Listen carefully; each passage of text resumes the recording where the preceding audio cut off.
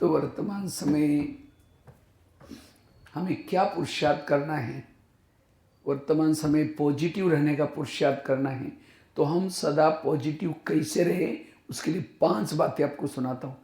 जीवन की समस्याओं का समाधान करो। तो सबसे पहली बात है, अगर पॉजिटिव बनना है, संकल्पों को बचाना है, कर्म गति को याद रखना। कभी कभी हम कर्म गति को भूल जाते हैं। ये ऐसा क्यों हुआ, मेरे साथ ऐसा क्यों किया इसने, मेरा इसके रास्ते में कभी गई नहीं, मैंने इसके साथ कुछ किया नहीं, ये फिर भी ऐसी क्यों करती है। ऐसी जब कभी बातें आती है तब जाकर के हमारा चिंतन निगेटिव चल। टाली कभी एक हाथ से, टाली के लिए कितना चाहिए। अगर कोई व्यक्ति आपके साथ उल्टा सुल्टा करता है, इसका मतलब आपने भी कभी किया था। भले इस जन्म में नहीं किया, लेकिन कोई ना कोई जन्म में जरूर किए। एक ड्रामा की बहुत बड़ी सीक्रेट बात आपको सुनाता हूं। आपके घर के जितने भी लोग हैं, कोई आपको देने के लिए है, कोई आपसे, और जिन्होंने इस लेने देने के गति को समझा, उनको कभी भी तनाव टेंशन। याद रखना, वर्तमान के प्रॉब्लम आपके ही कोई अतीत किए हुए कोई कर्मों का परिणाम है। और जब तक व्यक्ति कर्मों के हिसाब चुकता नहीं करता, कोई भी परमधाम में वापिस नहीं जा सकता। यह हमें बाबा को याद क्यों करना है, क्योंकि जन्म जन्मांतर हमने मन मत पर चल करके, पर मत प्रमाण चल करके, एक दूसरे को देख करके जो कुछ गलत काम किए हैं, उसको हमें चुक्त करना है। इसीलिए हमें याद करना है।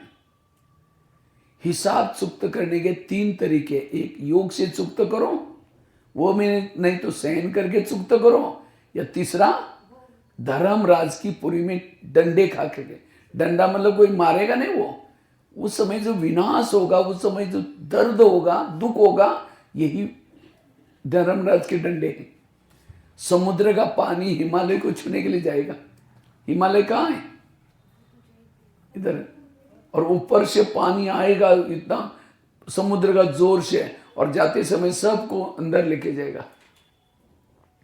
उस समय कैसा होगा, कहाँ बच्चे चले गए, कहाँ प्रॉपर्टी चली गई, कहाँ उस पानी के इसके अंदर कितना दुख दर्द होगा। 5 मंजिल का मकान बना हुआ है, भूकंप आया, गिर गया, सारी फैमिली की फैमिली अंदर दबी हुई है, ना खाना मिल रहा है, पूरा कोई तो जिंदा अंदर है, लेकिन ऊपर मलबा पड़ा है, तड़प तड़प करके आत्माएं मरती। ये धर्मराज के डंडे हैं। इसलिए अब हमें हिसाब को चुकता करना है, योग लगा करके। बिना हिसाब करके आत्मा पावन कभी नहीं बनती। कई तो आजकल पावन बनने के लिए कहां जा रहे, गंगा का स्नान कर रहे। गंगा से शरीर पावन बन जाएगा, स्वच्छ बन जाएगा। मन को स्वच्छ करने के लिए परमात्मा की याद, ज्ञान का स्नान करना जरूरी है। योग का स्नान और ज्ञान का स्नान से मन स्वच्छ होता है, संस्कार स्वच्छ होते हैं। एक हमारी भावना है, इसलिए हमें क्या करना है, रोज ज्ञान स्नान करना है, संस्कारों को परिवर्तन करना है। कर्म गति को समझो। आज कई समझो कोई बहू है, सास उसको तंग करे, परेशान करे, बहू को तनाव टेंशन आ रहा है। अगर सास और बहू का पिछला जन्म दिखाया जाए तो आज जो बहू है पिछले जन्म इसकी सास थी, और जो सास है वो कौन थी, बहू। इसीलिए कहते हैं ना, सास भी कभी बहू थी। हाँ? इसीलिए आज कोई पति बन करके तंग कर रहा है, कोई सास बन करके तंग कर रहा है, ये सब आपके कर्मों के परिणाम है। इसलिए इस कर्म गति को समझो, और जो इस कर्म गति को समझता है उसका मन चुप रहेगा, उसको कभी भी तनाव टेंशन नहीं आएगा। इसलिए निगेटिव से बचने के लिए कर्मों को समझना। यह बाबा हमें जो श्रीमत देता है, इस श्रीमत के आधार से जो कर्म करता है उसका कर्म अच्छा होता है। इतना दिन काटे बोया, देखा ना क्या परिणाम हुआ। अभी मुझे काटे नहीं बोना है। कई कहते नहीं भाई जी, इस दुनिया में अन्याय हो रहा है, हमारे घर के पास इतना भ्रष्ट व्यक्ति है, इतना गलत काम कर रहा है, भगवान उसका ही घर भर रहा है, जो घर भर रहा है उसके पीछे अच्छे कर्मों का फल है। अब गलत काम कर रहा है, उसका फल भी उसको मिलेगा। भगवान के घर में देर है लेकिन अंधेर नहीं। इसलिए अगर किसी का मर्डर किया किसी ने, अगले जन्म में वो लूला बन जाता है। मुख से गालियां दी, अगले जन्म में गूंगा बन जाता है। किसी के दिल को तोड़ा है, अगले जन्म में हार्ट में प्रॉब्लम आ जाएगा। किसी को सुंदरता को दिखा करके दूसरे का जीवन बर्बाद किया, अगले जन्म में इसकी सुंदरता नष्ट हो जाती। इसलिए भजन है ना, किसके झोले में कांटे हैं तो किसके झोले में फूल। कोई कारण होगा रे, कोई कारण हो। बाबा कहते हैं दुख देंगे तो दुखी होकर के मरेंगे। अभी 4-5 दिन पहले ये पॉइंट आई थी। इसलिए अब मुझे दुख नहीं देना। आजकल ऐसी ऐसी मशीन्स निकली हैं, गर्भ में बच्चे है, बच्चे अच्छे करते, और बच्चों को कोई पसंद नहीं करता तो क्या करते, डॉक्टर के पास लेके जाते।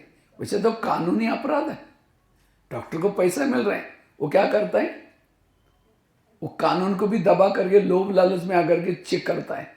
अच्छा, नर्स भी मिली है, वो भी कहेगी मैं पुलिस वालों को बोलूंगी, बच सकती है, वो उसको भी पैसा मिल रहा है। अच्छा, मम्मी भी मिली है, वो ये नहीं कर सकते मेरा बच्चा वो बच्ची, मैं पुलिस वालों को बोलूंगी, अब उसको भी बच्ची चाहिए नहीं। पापा जी भी मिला है। अच्छा, बच्ची भी अंदर से लात नहीं मारती, तुम लोग मेरे साथ क्या करें, मुझे जन्म लेना है, मैं कितनी भावना से जन्म ले रहे हैं, पढ़ाई करूंगी, ये करूंगी। चारों ने मिलकर के उन सब की उसकी इच्छा पर पानी फेर दिया और निकाल करके कहाँ डालते, कूड़ेदान में। कुत्ते खींच करके उस पिंड को खा रहे। वो आत्मा देख रही मेरे साथ ये लोगों ने ऐसा किया, वही आत्मा अगले जन्म में उसी पापा जी का, मम्मी जी का, डॉक्टर का, नर्स का मर्डर करके कूड़ेदान में फेंकते। हो रहे ना ऐसे, देखते कि मुर्दे को कहाँ डाला है, क्यों डाला है, कारण तो होगा ना। इस दुनिया में जो कुछ हो रहा है बिना कारण कुछ नहीं हो रहा है। इसीलिए लोगों से नहीं डरना, कर्मों से डरना। ये श्रीमत हमें क्यों सुनना है, यहां हमें बताया जाता है कि क्या सुनना है, क्या देखना है, क्या। कई तो लोग बोलते हैं हम कोई पाप नहीं करते, अरे दिन रात विकारों में जा रहे, क्या क्या कर रहे श्रीमत। लोग कहते हैं, हम कई बार हम बाहर जाते ना ट्रेनों में गए, कहते भाई जी हम कोई पाप नहीं करते, हमारा खा लो ना थोड़ा, हा? खा लो। बोले हम थोड़े पापी लोग, हम तो भक्ति करते, ये करते। वो आजकल लोग समझते नहीं कि हम कोई पाप करते हैं, हम बिल्कुल देवी देवता जैसे पुण्य है मन। इसीलिए बाबा कहते हैं जो परमात्मा के श्रीमत के अलावा से जो कर्म है सब पाप कर्म है। इसीलिए अब हमें संकल्पों को बचाने के लिए कर्म गति को समझना है। कर्मों ने ब्रह्मा को नहीं छोड़ा, दादियों को नहीं छोड़ा, आप कौन से पेड़ के पत्ते हैं। ब्रह्मा बाबा को खांसी आती थी तो शिव बाबा को कहते थे बाबा मुझे बहुत खांसी आ रही, तो शिव बाबा थोड़ा खांसी ठीक करो ना। तो शिव बाबा क्या बोलता था, मैं पतितों को पावन बनाने के लिए आया हूं, तुम्हारी खांसी ठीक करने के लिए थोड़ी ही आया हूं।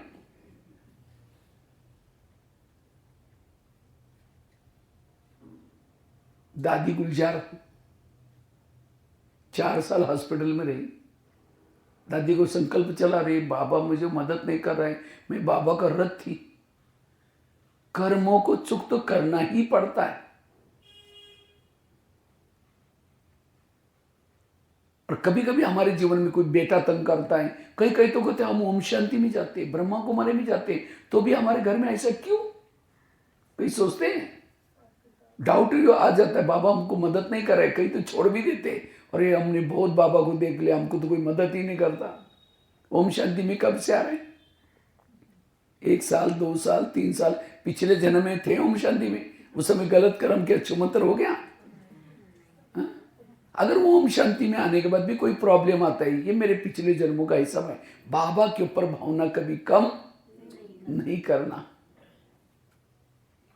इसलिए कर्म गति, और भविष्य में बहुत कर्म ऐसे विकर्म आने वाली परिस्थिति, उस समय टेंशन तनाव में डिप्रेशन में नहीं जाना, उस समय चुप रहना। इसलिए बाबा कहते इस कर्म गति को समझो। एक बहुत सुंदर घटना मैं आपको सुनाने जा रहा हूं, बड़े ध्यान से सुनना, फिर मैं एक प्रश्न भी पूछूंगा आप लोगों को। एक आगरा में एक पति पत्नी रहते थे, बहुत गरीब थे, झोपड़पट्टी में रहते थे। उनके पास एक मेहमान आया, वैसा मेहमान दिल्ली में खरीदारी करने के सब से आया था, लेकिन जब वो दिल्ली में आया था दुकान बंद थे। तो उस व्यापारी को लगता है बैठे बैठे मैं क्या करूं, मैंने कभी आगरा गए नहीं, देखा नहीं, चलो मैं आगरा घूम के आता हूँ। व्यापारी सारा दिन आगरा देखा जा करके, लेकिन रात को उसको सोने का प्रॉब्लम हो गया। जिस होटल में जाता था, जहाँ भी जाता था, सब कहते भाई हमारे होटल बुक है। अब उसको लगता रात को कहाँ सो जाऊँ, अगर कहीं बस स्टैंड पर सो जाओ बैग चोरी हो जाएगी, अगर कहीं स्टेशन पर सो जाओ तो भी चोरी हो जाएगी। तो अचानक उस व्यापारी को याद आया, मेरे गरीब पति पत्नी, चलो उनके पास जाता हूँ। रिक्शा करके गया, वो तो बड़े खुश हो गए, इतना बड़ा व्यापारी हमारे पास आया, खिलाया पिलाया, चाय पानी दिलाई। लेकिन सोने से पहले उसने अपनी बैग खोली, कपड़े चेंज करने थे। जब बैग खोली तो गरीब की पत्नी की नजर बैग में गई, देखा इसके पास 50 के, 100 के, 500 के बहुत सारे बंडल है। उसको लगता है 2-4 बंडल हमको मिल जाए तो हमारी गरीबी क्या हो जाएगी। रात भर नींद नहीं आई, 12 बजे बाहर गई, बड़ा सा एक पत्थर उठा के लाती, क्योंकि बैग सिरा नहीं थी, वो पत्थर सीधा उसके सिर में मार दिया। उसका तो मर्डर हो गया।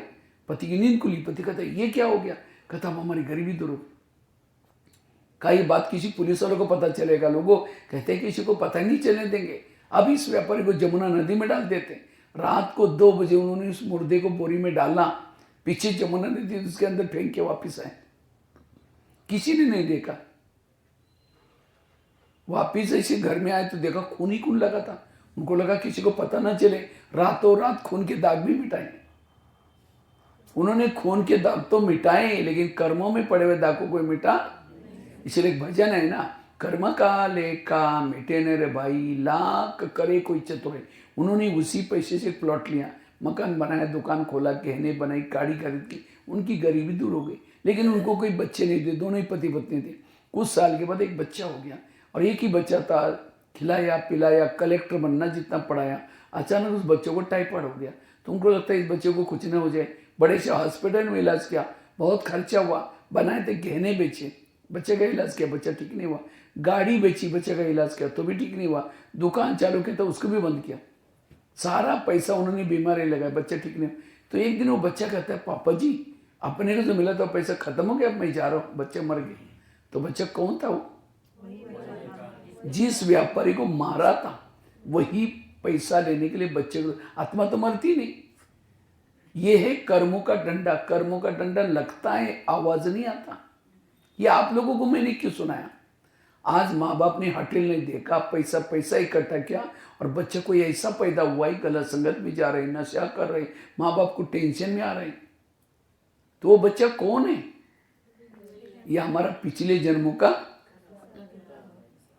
और ये ज्ञान नहीं है। इसीलिए आज लोग क्या करें, घर में एसी है, गाड़ी है, तो भी बच्चे की हरकत देकर के डिस्टर्ब है, पूरा परिवार डिस्टर्ब है। इसीलिए वर्तमान से में अगर सुखी रहना है, स्वस्थ रहना है, तीव्र पुरुषार्थ करना है, पॉजिटिव बनो, कर्म गति को समझो। निगेटिव वाला स्वस्थ नहीं बन सकता, शारीरिक रूप से मानसिक रूप से अस्वस्थ बनेगा। इसीलिए हमें पॉजिटिव बनने के लिए कर्म गति को समझना, कर्म गति को समझ करके मन को कभी भी टेंशन में नहीं लाना, हल्के बनना। दूसरी बात है, अगर पॉजिटिव बनना है उसके लिए गीता का, रामायण का, महाभारत का एक सार है, क्या, जो हुआ अच्छा हुआ, जो हो रहा अच्छा, जो होगा वो भी। मेरे जीवन की हर घटना में कल्याण है। कोई मेरी चुगली करे उसमें कल्याण है, कोई मेरी निंदा करे कल्याण है। हर परिस्थिति में पॉजिटिव बनो, जो हुआ अच्छा हुआ। एक रामायण की घटना सुनाता हूँ, बड़े ध्यान से सुनना। राम राज्य बनने वाला था, लेकिन रात में आकर के मंथरा ने कई कई के 2-4 उल्टी बातें सुनाई। क्या सुनाया, तुम्हारा बेटा भी तो है, तुम बेटे को छोड़ करके राम को राजा बना रहे। और ये बातें सुन करके राम को राजा बनाने के बजाय कहाँ भेजा, 14 वर्ष वनवा में भेजा। सीता गई, लक्ष्मण गया, तीनों भी घर से चले गए। वियोग के कारण दशरथ ने प्राण त्यागा। खाने का प्रॉब्लम, सोने का प्रॉब्लम, ये सब किसके कारण हुआ, मंत्रा के कारण। तो मंत्रा को जो भी देखेगा उसकी भावना अच्छी चलेगी बुरी चलेगी? हाँ, मैं खुद जब रामायण देखता था, मंत्रा को देखते मैं कहता बुढ़िया को होगा, उसको नहीं देखना। मुझे मंत्रा का पार्ट बिल्कुल अच्छा नहीं लगता था। लेकिन एक दिन मैंने जब सोचा तब पता चला मंत्रा ने राम के साथ जो किया हुआ अच्छा। अगर रात में ना आती राम क्या बन जाता? राजा।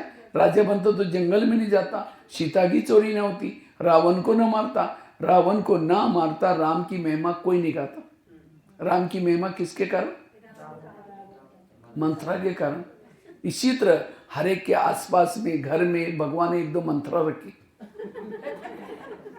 ऑफिस में कहीं ना कहीं। लेकिन आज हम टेंशन में, निगेटिव है, हमारा इतनी मुरली सुन के जाते हो, मंत्रा को देखते सारी मुरली गायब हो गई। क्यों करते? वो हंसते, लगता है मुझे देखकर जरूर हंस रहे। वो किसी से बात भी करता, लगता है मेरी बात जरूर कर रहे। यही आज तनाव है, टेंशन है। लेकिन राम के मंत्रा ने तो राम का भला किया, तो आपकी भी मंत्रा क्या करने वाली? अगर राम के जीवन में मंत्रा ना आती, ना हनुमान मिलता, ना अंगद, ना ऋषि, ना मुनि, किसके कारण मिले? मंत्र के। आज हमको बाबा मिला, इतना अच्छा दैवी परिवार मिला, दीदी दादियां मिली, किसके कारण? आज तक की मंत्राओं के कारण। अगर आपका पति तंग ना करता, परेशान ना करता, कोई बहनें आपको कहती माता जी थोड़ा ज्ञान सुनने के लिए आओ ना, कहते बहन जी हमें, हमारे घर में बड़ी शांति है, नहीं चाहिए तुम्हारा ज्ञान।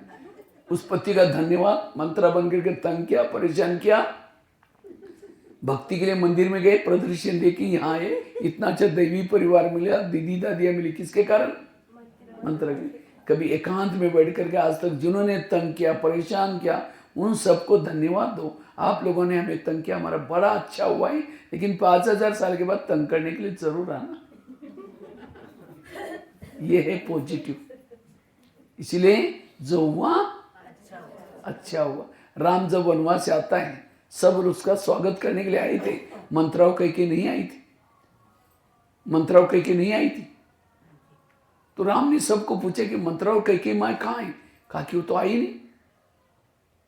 राम सबको छोड़ करके उनके पास गया और पूछते माँ मेरा स्वागत करने के लिए आप क्यों नहीं आए? कहा कि बेटा हम कैसे आए, हमने तो तेरी चुगली लगाई थी। तो राम क्या बोलते? नहीं माँ, मैं आपके कारण पुरुषोत्तम राम, भगवान राम, विजय राम बन के आया हूँ। ये नहीं कहा कि तुम तो बुढ़िया ना, तुमने मेरी 2 थप्पड़े नहीं लगाई। हाँ? इसलिए विघ्नों के पीछे कल्याण है। इसलिए जो हुआ अच्छा हुआ। मेरा कोई भी दुश्मन नहीं है, सब मेरा भला करने वाले हैं। ये एक तीव्र पुरुषार्थ, जो सदा खुश रहता है, पॉजिटिव रहता है, हल्का रहता है। देवी देवता बनना मतलब क्या? जो भी आपको ड्यूटी मिले, जहां बैठे खुश रहना। कौन रह सकता है? जो पॉजिटिव। तीसरी बात है, अगर आपको व्यर्थों से मुक्त बनना है, सकारात्मक बनना है, पॉजिटिव बनना है, रोज अपने दिनचर्या में 3 चीजें करना। अमृत वेला का योग अच्छा करना, दूसरा क्लास के पहले आकर के योग करना, और तीसरा रोज की मुरली सेंटर पर आकर के ध्यान से सुनना। जो ब्राह्मण ये 3 चीजें करता है वो हेल्दी, वेल्दी और हैप्पी है। तो अमृत वेला कौन कौन करता है? हाथ खड़ा करो।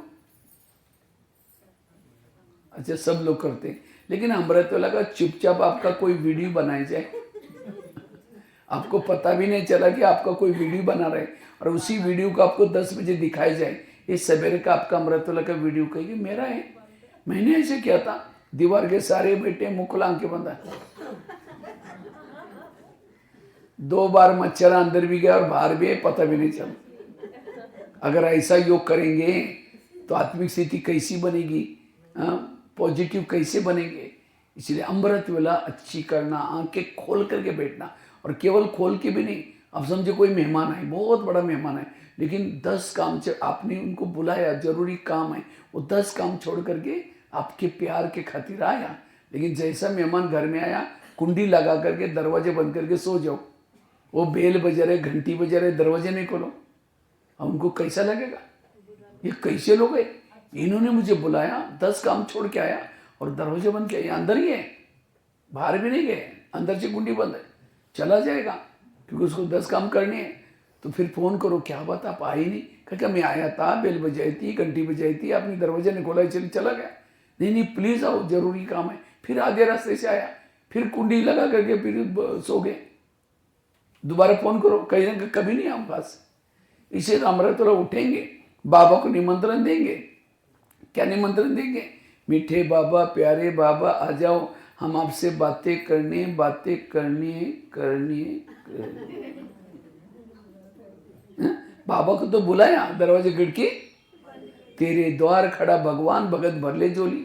भगत तो ओम शांति हो गया। इसलिए आंखें खोल करके बैठो, और केवल खोल के भी नहीं, कोई मेहमान घर में बैठा है उसके चेहरे की तरफ देखते रहो। वो कह फोन क्यों किया? कई भाई बहन क्या करते हैं, बाबा के फोटो की तरफ घंटों तक देखते रहेंगे, फिर बीच में देखेंगे 15 मिनट और देखना, घड़ी में देखते रहेंगे। अब कोई घर में मेहमान बैठा है उसके चेहरे की तरफ देखो, घड़ी की तरफ देखो, वो कहेगी यार ये उनको कहीं जाना है लगता है। इसलिए अमृत वेला अच्छी तरह करना।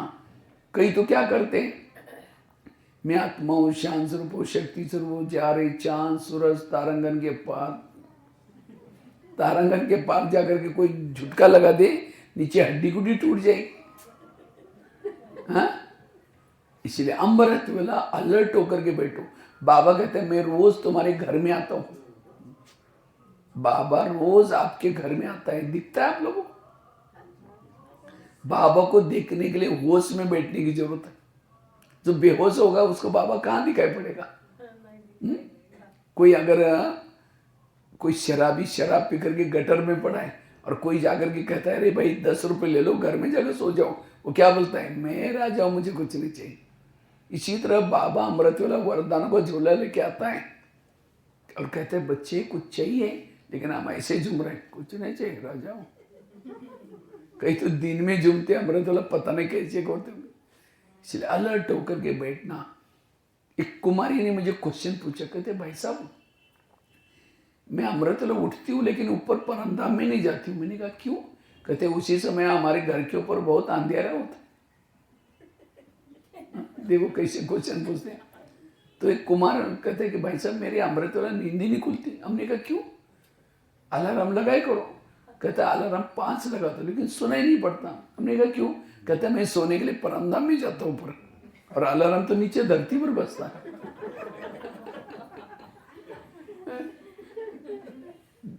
देखो कैसे कैसे ब्राह्मण लोग। हमने कहा परमधाम में धाम तो बहुत है, निद्रा लोग, स्वप्न लोग, कई लोग हैं। अब स्वप्न लोगों को उसको कुछ दिखाई पड़ रहा तो कहाँ घड़ी सुनाई पड़ेगी? परमधाम में जाओ। अमृत वेला अच्छी करना। दूसरा, क्लास के पहले सबको योग करना है। क्लास कितना बजे चलती है यहाँ? 7 बजे। योग कितना बजे चालू हो जाता है? 6:30 बजे। पहुंचते कितने हैं? एक 6:30 आएगा, दूसरा 6:45 आएगा, तीसरा जैसे क्लास चालू होगा ठटक पहुंचेगी। जो क्लास के पहले योग नहीं करते मुरली उसके कोई काम के नहीं। आज से कुछ परिवर्तन करना। क्या परिवर्तन? कल से सबको आधा घंटा आकर के क्लास के पहले योग करना है। अगर मुझे लगता है मुरली अगर सीधी सीधी पढ़ो 20-25 मिनट में पूरी हो जाती। आवश्यक है योग की। अगर योग में नहीं आएंगे तो मजा थोड़ी आएंगे। इसलिए सबको कल से क्या करना है? 6:30 से पहले आकर के योग कर। उसके लिए कोई बहाना नहीं करना है कि घर दूर रहे, बच्चे स्कूल में जाते हैं, ये सारा बहाना है। इसीलिए सबको आकर के क्लास के पहले, क्योंकि इससे सेंटर का वायुमंडल पावरफुल बन जाएगा। सेंटर का पावरफुल वायुमंडल बनेगा। आप लोगों को संगठन का योग कब मिलता है? कब मिलता है? क्लास के पहले यही संगठन का योग है, बाकी तो घर में करते हैं। इसीलिए कल से बिल्कुल एक बहन जी को एक मैं ये करता हूँ, इनकी एक रेस लगाना। कब तक? रक्षाबंधन तक। रक्षाबंधन कब है? अभी मुझे लगता है 5-6 महीने के लिए रेस लगाना। क्या रेस लगाना? एक नीचे रजिस्टर रखना और वहाँ घड़ी एक लगाना, और जो भी कोई क्लास में एंट्री करता है अपने नाम के सामने लिखना कि मैं कितना बजे पहुँचा हूँ, 1 तारीख 2 तारीख, ऐसा हर एक के नाम। और जो 6:30 बजे आएगा फर्स्ट नंबर में अपना टाइम लिखना, पता चलेगा फर्स्ट या सेकंड आएगा। फिर उसके बाद 6:45 तक आएगा सेकंड, 7 बजे से पहले आएगा थर्ड, बाकी कोई आया गया तो उसका कोई नाम निशान नहीं। और एक रक्षाबंधन में उन लोगों का सम्मान करना, किनका, जो 6:30 से पहले आएंगे, उनका स्पेशल कोई गिफ्ट देना है। मंजूर सब भाग लेंगे। और बहनें भी सारा अपना कारोबार संभाल करके यहाँ आकर के बैठेगी, वो भी कमेंट्री से योग करेंगे। अब आधा घंटा योग करो। बाबा तो कहते हैं इस मुरली में क्या बोला, सेंटर को क्या बनाओ, चैतन्य मंदिर बनाओ। कब बनेगा, जब योग करेंगे, ज्ञान सुनने से नहीं। अब खेती तो करते हैं ना, तो खेती में क्या करते हैं, बीज चलाते, हाँ बीज लगाते। बीज डालने से पहले क्या करते हैं, हल चलाते हैं और उसके बाद बीज डालते हैं। इसी तरह हमें भी क्या करना है, क्लास के पहले योग करके मुरली सुननी। तो कल से ये करना, बहुत आनंद आएगा मुरली सुनने का। तब आपको ज्ञान योग का आनंद आएगा। अगर केवल मुरली सुनते इतना आनंद नहीं आएगा। और जो ये क्लास के पहले योग, और तीसरा क्या करना है, रोज की मुरली सुनिए। कहाँ सुनिए, सेंटर पर। आजकल कईयों को ऑनलाइन में सुनने की माया लगी। जो ऑनलाइन में सुनेंगे उनकी पूजा भी ऑनलाइन से हो जाएगी। इसलिए रोज हमें यहां से मुरली 3 चीजें करना है। जो ये 3 चीजें करता है उसको किसी के दोष दिखाई नहीं पड़ेंगे। 1-2 महिलाएं थी, एक महिला रहती थी 2 मंजिल पर, दूसरी रहती थी नीचे की मंजिल पर। 2 मंजिल वाली महिला रोज अपने घर की खिड़की से पड़ोसनी के छत पर देखती हैं, तो छत पर वो कपड़े सुखाते हैं। उसके कपड़े देकर के पति को बुलाती हैं, कहती इसको कोई अक्ल नहीं, कितने गंदे कपड़े, कितने मैले, जाओ पूछ के आओ। पति कुछ नहीं बोलता, रोज बुला करके कहते जाओ पूछ के आओ। एक दिन जब उसने उसी खिड़की से देखा तो पड़ोसनी के कपड़े अच्छे दिखने लगे। फिर पति को बुलाए, कहते आज इसको कैसे अक्ल आ गई, कितना अच्छा धोला गया, जाओ पूछ के आओ। पति धीरे से मुस्कुराता और कहता है आज सवेरे सवेरे मैंने अपने घर की खिड़की के कांच साफ किए, शीशे साफ किए। समझ में, ताली तो बजी नहीं।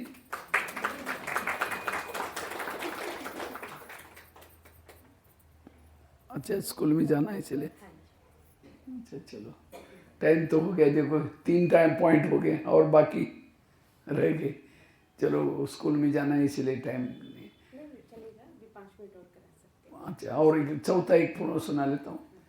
तो रोज आप भी क्या करो, अपनी खिड़की को, खिड़की मतलब घर की नहीं, मन की, हाँ नहीं तो ऐसे नहीं घर की खिड़की साफ करने में लगे। अब मैं नेपाल में गया तो ऐसे हुआ, 3 दिन की भट्टी थी। मैंने ये बात सुनाई, दूसरे दिन माता आई नहीं। 2-4 बहनों ने पूछा अरे कल क्या हुआ, कहा कि परसों बहन है ना खिड़कियाँ साफ करो। हम कल खिड़कियाँ साफ करने में लगे थे इसीलिए नहीं है। एक भाई था 1 साल में 11वीं चलता था, तो एक बार होटल में गया और समोसा मंगाया। समोसा जानते हैं ना, मैदे को बेल करके आलू भरते हैं। तो 1 किलो समोसा मंगाता है, मैदे का छिलका फेंकता है और मसाला खाता है। तो मैनेजर ने बोला तो मैदा पसंद नहीं करते, कहता पसंद तो करता हूँ लेकिन आजकल मैं ब्रह्मा कुमारी आश्रम में जाता हूँ। उन्होंने कहा कि बाहर का नहीं खाना, इसलिए बाहर का निकाल कर मैं